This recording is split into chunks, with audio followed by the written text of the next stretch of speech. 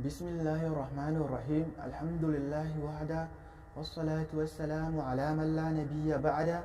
أما بعد، السلام عليكم ورحمة الله تعالى وبركاته.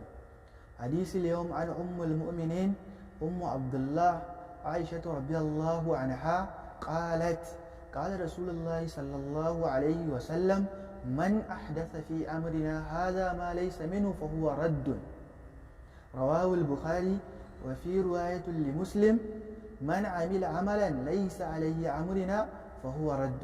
أنكر بويا أم المؤمنين أم عبد الله ما هي فير عبد الله عائشة رضي الله عنها. عائشة الله يقارى متى يرضى الله يبام البركة تنتا. قالت تتي: قال رسول الله صلى الله عليه وسلم من الله صلى الله عليه وسلم ياتي: من أحدث في أمرنا هذا، wanda ya kirkiro wani abu a cikin al'amarin wannan, ma'ana wanda ya kirkiro wani abu a cikin addini, ma laisa minhu, wanda babu shi a tattare da mu, ma'ana wanda bai zo a nasi na Qur'ani ko kuma hadisin manzo Allah sallallahu alaihi wasallam ba, fa huwa raddun, an mayar masa.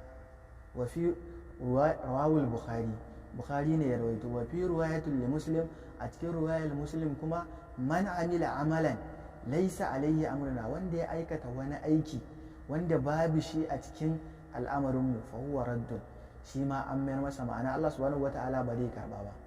wannan shine.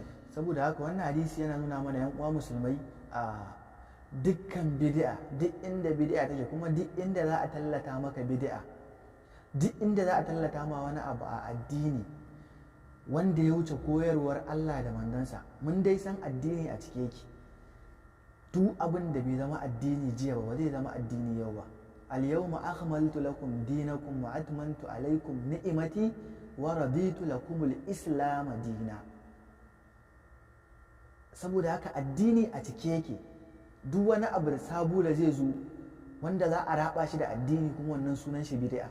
dole yan uwa musulmai su yadda da wannan ka'ida. saboda haka yan uwa musulmai, dukkan wani wanda zai zo ya ruɗe ka da wata bid'a, duk wata falalarta, duk wani menene dinta, kawai kada ka yarda da shi. kada ka taba yarda da kala qatu. ka tsaya kawai qala Allahu qala Rasulullahi.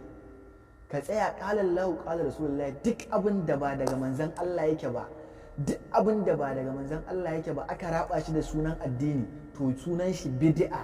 sunan shi bid'a kuma bata ne. kuma duk wanda ya bata addini direct ya dau hanyar zuwa wuta ne. wannan shine a takaice.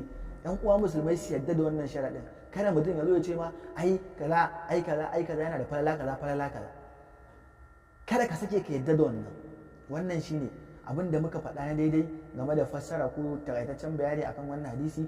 Allah subhanahu wata'ala ya ba mu lada, wanda kuma muka faɗa na kuskure, Allah subhanahu wata'ala ya yafe mana da kuma ba mu ikon ya nuna mana kuskuren mu, ya kuma ba mu ikon gyara. subhanakallahumma wa bihamdik, ashhadu an la ilaha illa anta, astaghfiruka wa atubu